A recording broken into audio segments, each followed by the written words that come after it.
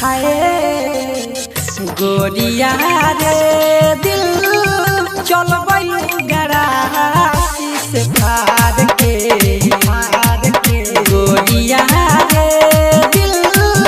चल गरासी से फाड़ के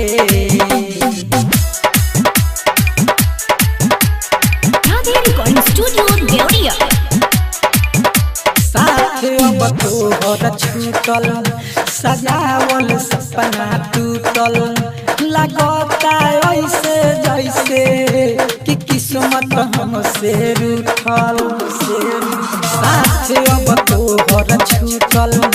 सजावल सपना टूटल लगता ऐसे जैसे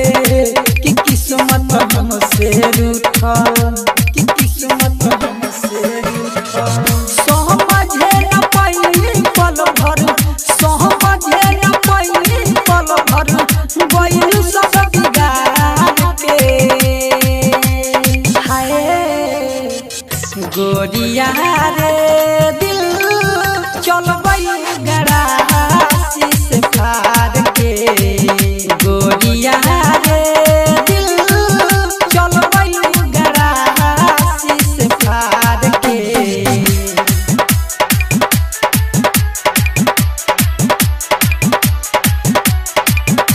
चंदन के जैसन प्यार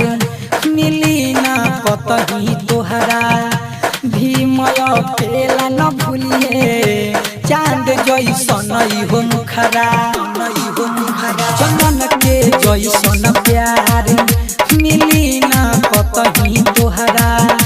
भीमय पेला न भूलिए चांद जैसन हो मुखरा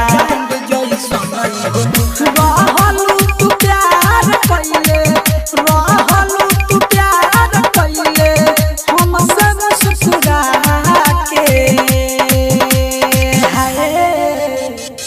गोरिया रे दिल चल